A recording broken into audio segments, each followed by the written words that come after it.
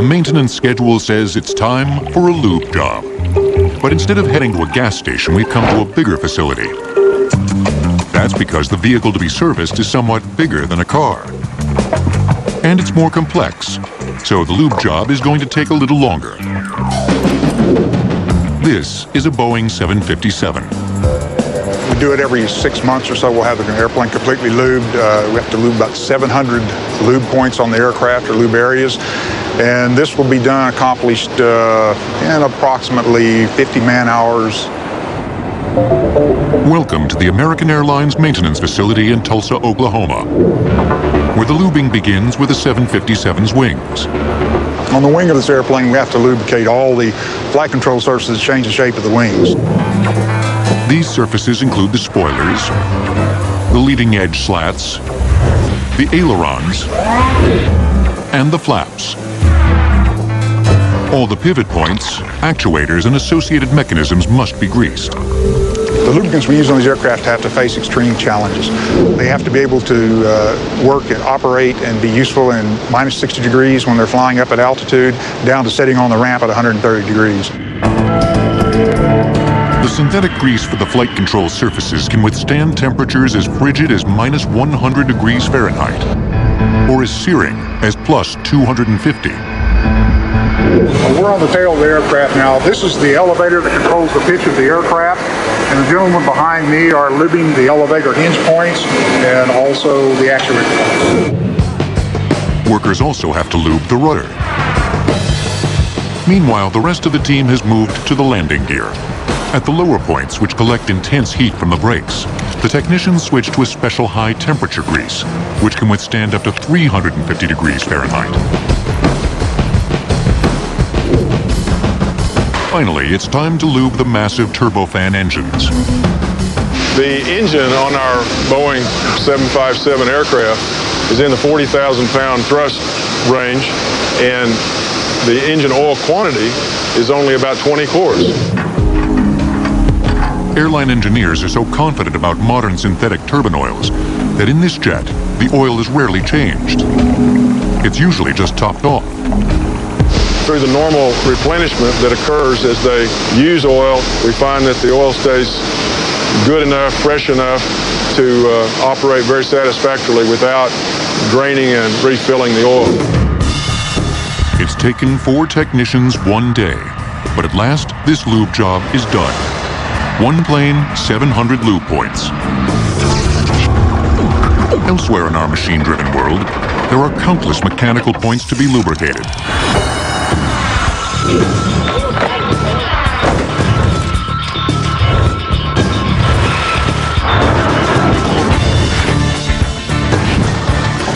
And there are a vast number of lubricants to do the job. The main function of a lubricant is to reduce friction and wear between 2 rubbing surfaces. Lubricants do this by forming a film, which separates those surfaces. Take away that film, and the result can lead to mechanical failure. If it weren't for lubricants, things would wear out a lot faster, and we'd have a lot higher energy and power losses than we currently experience. Wind turbines put lubricants to a particularly severe test.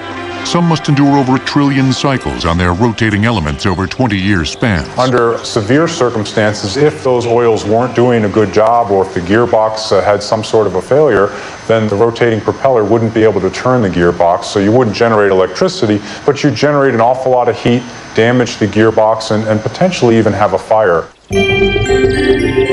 Only proper lubrication in advance can prevent such a scenario. But the turbine's 300-foot height makes a lube job a towering chore. Once applied, the lubricants must survive extreme pressures produced by the 75,000-pound rotor. And they also have to stand up to the elements. They're typically deployed in very harsh environments. They're remote locations, usually exposed to very harsh moisture conditions as well as extremes in temperature. Also wind-driven dust. A wind turbine typically will operate for 20 to 22 hours a day, unlike an automobile which you may only drive 1 to 2 hours a day. The lubricants must take this punishment over a very long haul. The gearbox oil of wind turbines in remote locations may not get changed for 7 years. If the oil breaks down within the wind turbine gearbox and we do not have adequate lubrication, we will have premature wear of the gearbox. To prevent such breakdowns, chemists have concocted a synthetic oil that technicians pump into the gearbox at the factory.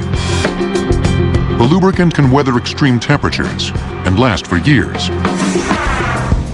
Being much thicker than, say, a car's oil, allows it to withstand heavy mechanical loads. And to reduce gearbox wear, the oil contains particles of the solid lubricant molybdenum disulfide. We do a lot to make sure that the oil inside this gearbox is maintained at adequate temperature, proper cleanliness. Therefore, we have a system on the gearbox for cooling the oil, and we also have a system on the gearbox for heating the oil. This is a filtration system for the gearbox, very critical to deliver clean, cool oil to all the bearings in the gearbox.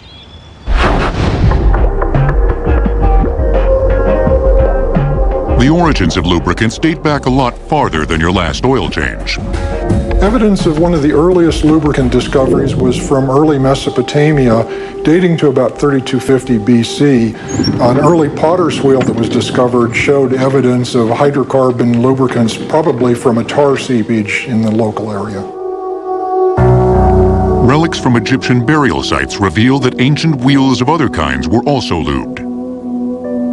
Several chariots excavated from Egyptian tombs showed evidence of lubrication on the axles. This was oxidized animal fat, possibly from mutton or beef. For the next 3 millennia, technology advanced, but lubricants did not. For thousands of years, we had to rely on 2 different types of natural lubricants, animal fats and vegetable oils. A good example would be olive oil and also beef tallow for animal fats. Even the engineering wonder of the Middle Ages, the mechanical clock, was probably lubricated with animal fats. In warm, arid climates, the lubricant of choice was olive oil. In China, soybean oil. In northwestern Europe, lards and tallows. The Industrial Revolution produced a string of new techno-wonders, but little that was new to lubricate them. The era, however, does provide the earliest written accounts of one of the first solid lubricants, graphite. Workers ground the mineral into a slippery powder, which was used to maintain both small and large machinery in mills. What makes graphite slippery? It has a crystalline structure that's layered, with strong bonds between atoms within a layer, but weak bonds between atoms of different layers. This allows the layers to slide on one another.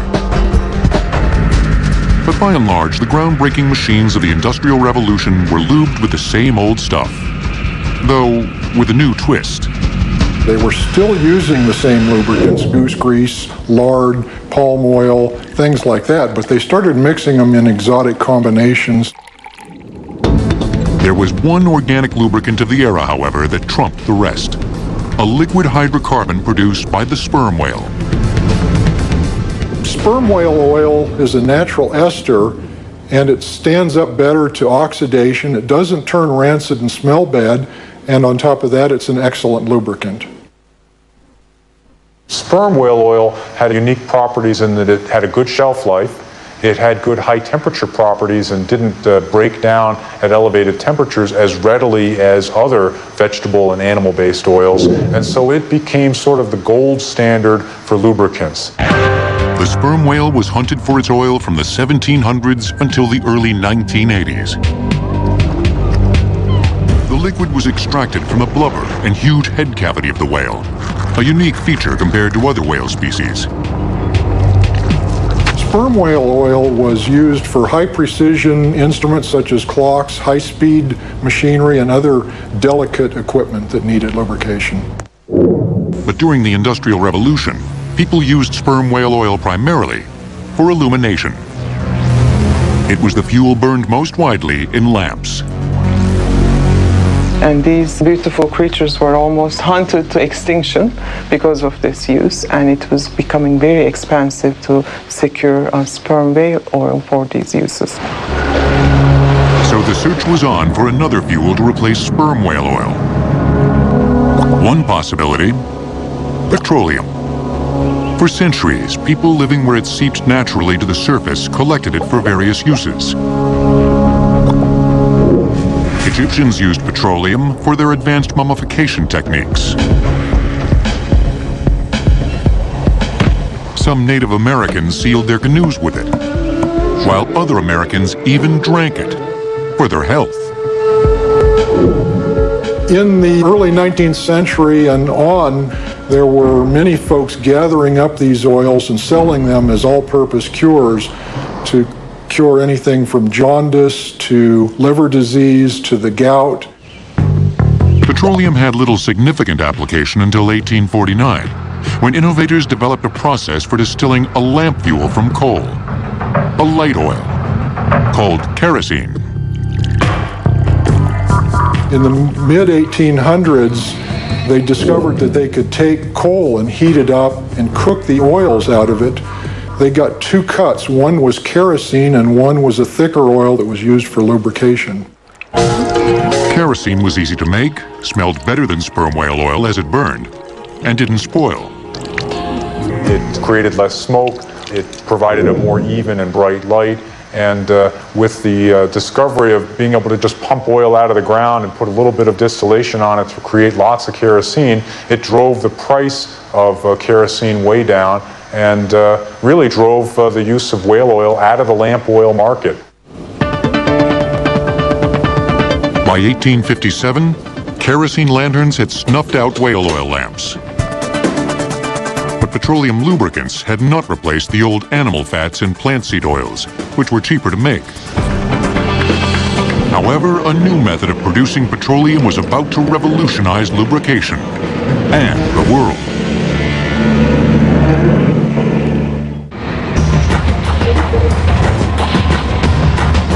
When it comes to lubricating today's machines, petroleum products dominate. It's hard to imagine that just 150 years ago, most machinery was lubed with plant and animal-based compounds. But in 1859, in the oil slick fields of Pennsylvania, an entrepreneur and adventurer named Colonel Edwin Drake would discover lubrication's future. Colonel Drake was able to hire a drilling team and secure the necessary supplies and the necessary land to drill a successful oil well. And when he discovered oil, it really changed the entire industry overnight, because all of a sudden they had a ready supply of literally hundreds and hundreds and hundreds of gallons of oil a day coming out of the ground, and that oil was immediately useful to lubricate. Soon, lubricants made from crude oil replaced those from plants and animals. Not only were they cheaper, but they withstood heat better and didn't putrefy. The new lubricants greased the wheels of a vast array of new machines, most notably the automobile. Its popularity had a huge impact on lubricants. The very first automotive motor oils were crude, literally. So we're basically crude right out of the ground with maybe a minor amount of purification or refining. So there were a lot of impurities in there, and the oxygen from the air or inside the engine could combine with those impurities and form sludge. Hot temperatures broke down the oils. Cold temperatures made the oils too thick. It was very difficult for the cold oil to be pumped up out of the bottom of the engine. Likewise, when the engine was hot, it was more easy for the oil to be evaporated and blown out the exhaust pipe as smoke. In short, changes in temperature triggered dramatic changes in the oil's viscosity, or thickness. In technical terms, viscosity is the resistance to flow. Cold temperatures boost viscosity, while heat reduces it. If you heat a liquid, the molecules separate from each other, and this allows the liquids to flow easier. If you cool a liquid, the molecules become closer to each other, and there's less flexibility of molecules or atoms to vibrate and move. The lower the viscosity of a lubricant, the less cushion it provides between moving parts. And since heat lowers viscosity, it reduces protection against wear. But cold temperatures can make viscosity so high that moving parts can't move. and a car engine won't start. In the 1920s, oil companies sought to solve this dilemma. They started making lower viscosity oils by distilling crude at lower temperatures. Depending on the weather, motorists could alternate between thick and thin. In the winter, they would put a much thinner oil in so that cranking would be much easier. And in the summer, they would have to move to a thicker oil so that you maintain that oil film thickness between the moving engine parts. In the early 1950s, oil companies began manufacturing multi-grade oils, whose viscosity morphed with temperature. Now motorists could use the same oil year-round. Multi-grade set the standard for modern motor oil. Multi-grade motor oils act like a very thin oil at cold temperatures so that it's easier to start the vehicle, but then they open up and become more viscous at high temperatures, so there's a thicker lubricating film to protect moving parts. The secret to multi-grade oils is a polymer additive. Polymers are simple molecules that hook up to form large molecular structures. When a multi-grade oil is cold, the polymers coil up. But as the oil gets hot, the polymers unwind into long chains that stop the oil from thinning. Additives also help turn petroleum into a wide variety of lubricants to lube the 2,000 different friction points in the average car. Motor oil lubes, cleans, and cools critical parts of the engine. The motor oil has to be very thin and free-flowing so that it can start in its resting place when you start the engine in the morning. It can be drawn up the pickup tube, go through the oil filter, it lubricates the crankshaft, it comes up, it lubricates the camshaft, and then it trickles back down to the bottom for its next cycle. Automatic transmission fluid is a light oil. Its red color comes from a dye, added so that the fluid won't be mistaken for motor oil. Automatic transmission fluid is thinner in viscosity than motor oil because it needs to get through all these small passages and nooks and crannies within the automatic transmission. Additives in the fluid, called friction modifiers, ensure that the transmission's clutches don't slip or grab during shifting. Gear oil lubricates the rear differential. It's a heavy oil with a sulfurous smell, caused by an additive that helps it withstand extreme pressures. Gear oil differs from motor oil in that it's thicker in viscosity because you have all of the power from the transmission being carried through this pinion gear and this ring gear out to the wheels. So the oil needs to be thicker in viscosity to help keep those gear teeth separated. A car's ball joints demand a lubricant that's semi-solid. Grease. Grease is a combination of a liquid lubricant and a thickener that kind of acts like a sponge. And the sponge helps hold the lubricant in place in odd locations where a regular liquid would typically drip out or be thrown out by high rotations. The continual development of new additives has made possible the creation of a universe of petroleum lubricants for a staggering range of applications. But today's world of lubrication isn't limited to products that come from the ground. Now, we can make lubricants from scratch. How do you keep a mammoth telescope rotating smoothly? That was the challenge tackled in the 1930s by engineers who designed the 200-inch Hale telescope at Mount Palomar in California. The large horseshoe-shaped object we see behind us supports the north end of the telescope. The telescope weighs over 1 million pounds. In order for the horseshoe and its massive burden to rotate freely, the horseshoe must literally float on top of its curved support structure. The horseshoe is lubricated by sitting on some pads made of classic bearing material called babbitt. But if they just drug on those pads, they would have a lot of friction. So we inject high-pressure oil from pumps down below into pockets in these babbitt pads. And when we inject at a high enough pressure, it literally lifts the telescope up and supports it on a film of oil. When the pumps are on, the oil squirts continuously out of the pads at 350 pounds per square inch. It's then recirculated. Originally, it was a special oil called Mobile Flying Horse Telescope Oil number 95, which was specially compounded to compensate for the seasonal temperature differences here. In recent years, Palomar has switched from petroleum to synthetic oil, since it's less flammable. And synthetics also outdo petroleum lubricants on many other counts. A superiority that first aroused commercial interest in the early 20th century. In the 1920s, Standard Oil Company of Indiana developed the first commercial process for making synthetic hydrocarbons. However, due to a lack of interest as well as high production costs, this process was abandoned after the first pilot plant operation.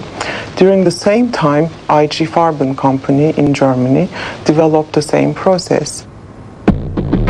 That process made an artificial hydrocarbon from coal. Though other techniques can also create synthetic lubricants out of everything from petroleum to silica sand. The molecules are custom made in a lab by taking naturally occurring ingredients, breaking them apart, and then rebuilding them to be uniform in size, shape, and weight. And that's what makes synthetic oils so good, is that you can take out what you don't want in an oil that you pump out of the ground.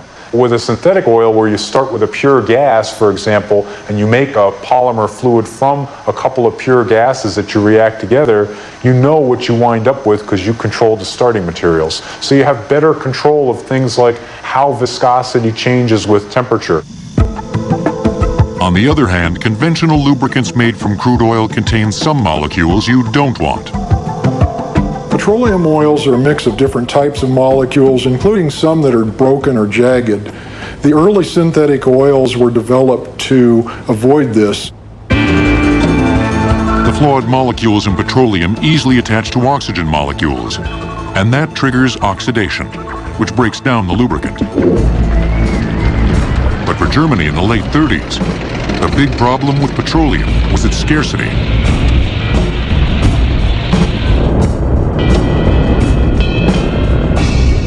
By the time Hitler's blitzkrieg had struck Poland, the Germans were manufacturing synthetic lubricants for their military vehicles. And soon the Americans were making them too, for bombers. But it was the post-war development of a new aircraft, the jet, which mostly drove the development of synthetic lubricants. The first jet engines were flown during World War II by the Germans, and those jet engines were using whatever conventional oils were available. But it didn't take too long into the 1940s that we found out that conventional petroleum oils just didn't have the thermal stability to be able to withstand the high temperatures without breaking down in jet engines. High temperatures in the engine can oxidize the oil and thin it down. Synthetic lubricants can handle that much better than hydrocarbon oils can. Jet aircraft also fly at higher altitudes than piston planes. There, atmospheric pressure is lower, which causes petroleum lubricants to evaporate. Hydrocarbon lubricants have smaller molecules as part of the mixture, and these smaller molecules will evaporate away or boil away, creating a highly flammable vapor. However, it was the cold weather benefits of synthetics that inspired one of the visionaries who brought these lubricants to motorists. In the mid-1960s, Lieutenant Colonel Albert Amatuzio, a jet fighter pilot, began experimenting with used synthetic turbine oil from his jet. He was flying in the northern climates where it's quite cold and knew that it worked in his airplanes. He decided to experiment with his cars and see if it would help them start in the cold winters of Minnesota. It did help, so he launched a business to exploit his research. And working with several chemical companies, he developed a history-making motor oil.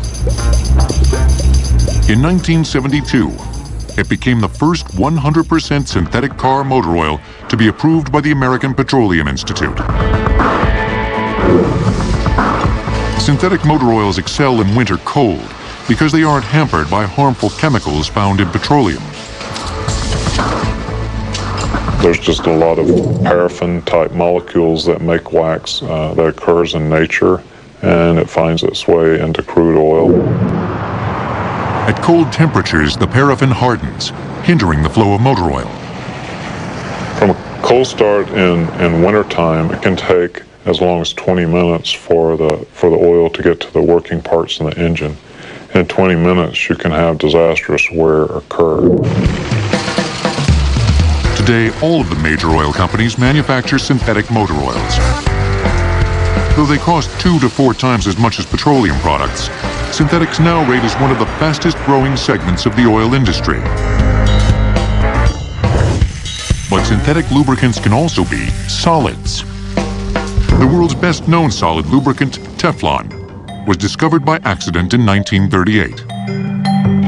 Dr. Roy Plunkett was a chemist for DuPont, and he was investigating the manufacture of new refrigerants for Freon refrigeration. Plunkett and his assistant had stored a refrigerant gas in a pressurized cylinder kept in dry ice. But when they later opened it, no gas came out because the pressure and temperature had caused the gas molecules to form long, solid strands, polymers. And when the cylinder was turned upside down, lo and behold, white powder came out, which was a surprise because tetrafluoroethylene gas had been put into the cylinder and a fluoropolymer had come out of the cylinder. And furthermore, the cylinder was then taken and cut in half. There was white powder all on the inside. And this indeed was the first sample of Teflon fluoropolymer. Plunkett discovered that Teflon stood up to corrosive chemicals. That's why one of its initial uses was on the project to build the first atomic bomb.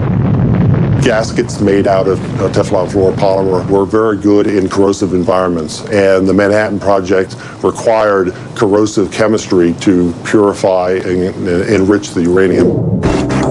But Teflon had another useful trait. It was slippery, more so than any natural solid lubricant, like graphite. And that slickness soon turned Teflon into a household word. The secret to Teflon's slipperiness is an atom which comes from the mineral fluorspar. What makes Teflon fluoropolymer so slippery is the fact that the fluorine atom is an integral part of the polymer and the chemistry. The outside surface is shielded by the fluorine atom, which is not reactive with most chemicals, and things do not want to stick and slide off the surface. Lubricating challenges at home can't compare with those in the heavens. The environment of space may be hostile, but lubricants keep our craft running smoothly. It's no exaggeration to say that the exploration of the heavens depends on space-age lubrication, because the harsh new realm of the final frontier has placed new demands on lubricants. First of all, they had to do with vacuum. There's a very hard vacuum in space, and we had to keep the lubricants from evaporating off quickly. Second of all, the temperature extremes in space are much more severe than Earth. There's radiation, there's dust and debris if you're on the moon or Mars, and in addition, it's an extremely long way to go to change your oil. Plus, lubricants had to resist fire, a danger posed by rockets. That was one of the main reasons back in the 60s that NASA adopted a new family of lubricants. NASA was first attracted to Krytox because it was non-flammable and wouldn't react with the oxygen and fuels that they used in their engines. Krytox is DuPont's brand name for a class of lubricants called perfluoropolyethers, or PFPEs, which the company invented in 1959. They're synthesized strings of molecules that contain the same slippery fluorine atoms as Teflon. PFPEs can be turned into either an oil or grease. The grease on the left is the Krytox, the grease on the right is a hydrocarbon lubricant.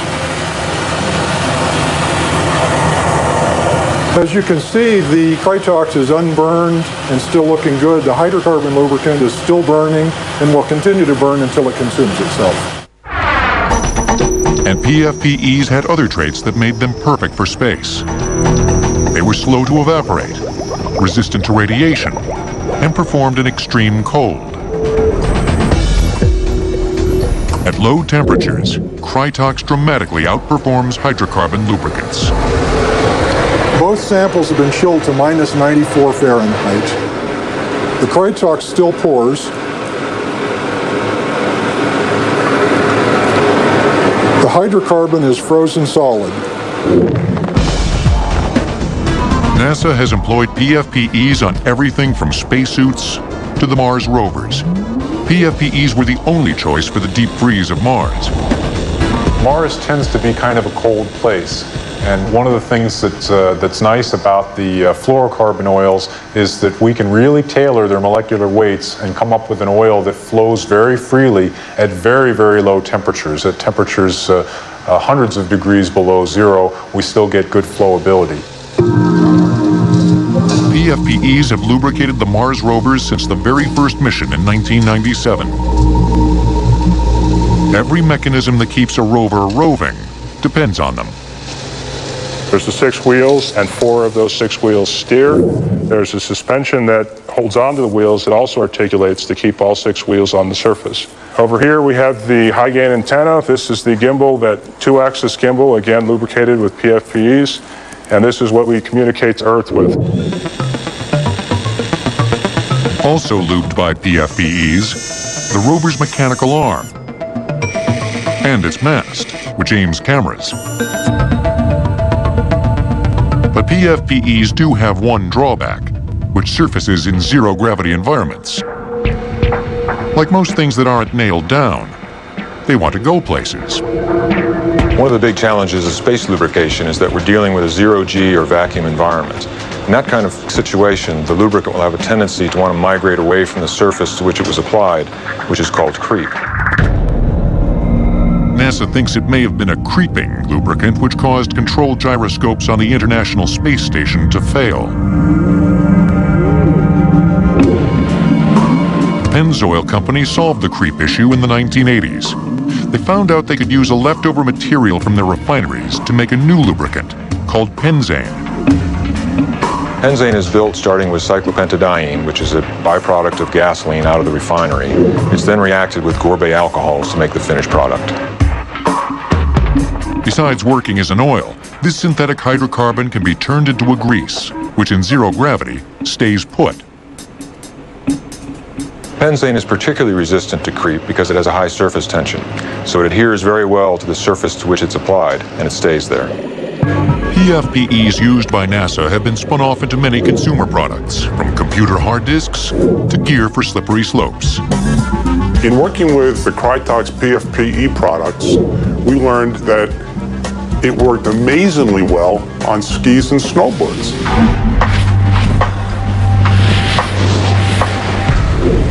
Another aerospace lubricant took off with consumers to become the world's most famous household lubricant.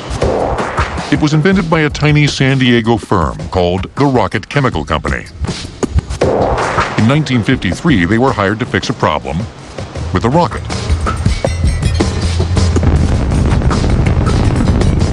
There was a problem with condensation and corrosion with the Atlas space rocket, and from these original vials back in the 50s, the formulation of WD-40 was created. The formula, which was developed by chemists here after 39 tries, we ended up with the 40th formula. WD stands for water displacement. 40th formula was the magnificent formulation that solved that problem. And from that came the first aerosol can of WD-40 that was manufactured. The liquid worked not only as a rust inhibitor, but also as a solvent, penetrant, cleaning agent, and lubricant. Workers at the company that made the Atlas rocket took notice. The engineers and the plant workers found many uses for the product and really identified that those uses were things that they wanted to use WD-40 on at home. So they would sneak it home and use it and tell their friends about it, and that's the way the product WD-40 got some of its early usage. When the makers of WD-40 saw what was going on, they decided to cash in and sell it to the public. The product, in fact, was one of the first products to be aerosolized. That packaging change made it easy for the consumer to use the brand. In case you hadn't noticed, the marketing worked. The WD-40 can in the United States is in 8 out of 10 households. In fact, it's probably in more households in the US than Coca-Cola. And then from there, it's in 160 countries around the world. WD-40 is mixed by what the company affectionately calls brewmasters. Ken East serves as the lone American brewmaster at the company's San Diego headquarters. WD-40 consists of 6 raw materials that I bring in through our valving system. I bring them in, they come in through here, I monitor each raw material. We get so many gallons, we take it into the system. Once it goes in here, we bring it into the vat. It takes 30 minutes of stirring to brew the final cocktail. The recipe is top secret, known to just a handful of employees. So, what are those secret ingredients? Well, I can't tell you that. I'd have to kill you if I told you that. Over the years, all anyone else has been able to learn is that WD-40 is a blend of petroleum distillates, a hydrocarbon solvent, and a petroleum base oil. The formula has remained secret and it's locked in a bank vault. I don't know the formula of WD-40, but in it are lubricants and fragrances and anti-corrosives that all come together to make a formula that does many, many things. But there are things that today's lubricants can't do when it comes to the machines of tomorrow. Micro devices in the next jet engines are creating sticky problems that demand new lubricating solutions. With technology pushing machines to new size and speed extremes, engineers are scrambling to expand friction-reducing possibilities. And the hurdles get bigger as machines get smaller. Micro-electromechanical systems, or MEMS, are being developed for sensors in automobile tires, anti-lock braking systems, and four-wheel drive transmissions. The problem with lubing MEMS is that the laws of nature don't work the same on a micro scale. Well, the main challenges associated with lubricating micromachines come from the fact that they're so small and they have very little inertia, so these devices are typically designed to operate quickly. Lubricating oils are just not appropriate because the device would be sitting in a bath of fluid and would have to shear that fluid every time it moves. Researchers at Sandia National Labs are tackling this issue in the Microsystems and Engineering Sciences Applications Project. The biggest challenge of using any lubricant for microsystems is getting the lubricant to the sliding surfaces where it's needed. Frequently, these devices have very complex shape and the sliding surfaces are deeply buried inside the mechanism. The researchers have found one solution in so-called gas-deposited lubricating films. One of the chief ways of lubricating microsystems is with gas-deposited films. And the way that works is the molecules are evaporated from some source, they move through the air, and then land on the surfaces, then they can migrate along those surfaces to where they're needed. The molecules of the lubricant and alcohol can easily negotiate the narrow gaps in this micromachine, which measures only 2 millimeters across, about the width of the lead in a typical wooden pencil, and about 15 microns thick, just 1/4 the diameter of a human hair. The machine is being used to measure friction. The lubricant is everywhere on this device. The contact only takes place between this movable beam and one of these posts that are anchored to the substrate. After coating the device, the lubricant's molecules chemically attach to the machine's surfaces. The molecules of this film can be engineered to have one end that is sticky so that it reacts with the silicon surface and will attach, and the other end that is very slippery so that things slide over it very easily. For machines you don't need a microscope to see, the answer to lubrication may be found in the air. This is a microturbine power generating system, manufactured by Capstone Turbine Corporation. The heart of the machine is the generator that runs at 96,000 revolutions per minute. What I have in front of me is a cross-section of a Capstone microturbine generator. What happens during the combustion process is we bring air through the turbine. which drives the shaft and compressor wheel and drives the generator, which produces 60 kilowatts of energy. What I have in front of me is that shaft removed, which rides here where my fingers are on cushions of air in the single moving part of a capstone microturbine. The same technology will one day revolutionize jet aircraft engines, making them oil-free. That's the dream behind a NASA research project that created this test rig. Like the power generating systems, it floats a spinning turbine shaft on a cushion of air. The advantages of air over conventional lubricants is less drag. It doesn't break down over time. It's not needed to be replenished as conventional oils or greases do, and it increases the overall performance and reliability of the rotating parts. This machine's secret is a foil air bearing, which has two components. The top foil, made of a high-temperature alloy, and a corrugated bump foil. At speeds above 2,000 revolutions per minute, a thin film of air separates the shaft from the bearing surfaces. If you provide this kind of an air bearing for jet engines, it turns out that you can not only eliminate 15% of the engine weight, but you can also eliminate half of all the engine maintenance costs.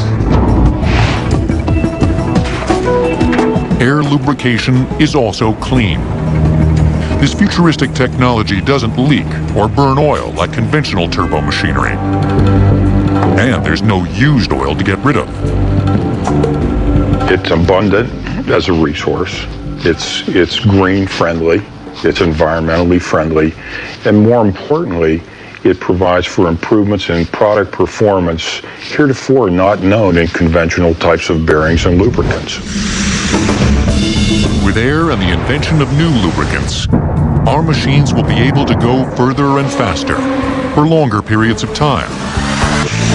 That's been the purpose of lubricants from the start. From helping a chariot axle spin to allowing robotic arms on Mars rovers to move. Lubricants are crucial to the advance of technology. They literally keep the wheels of progress turning.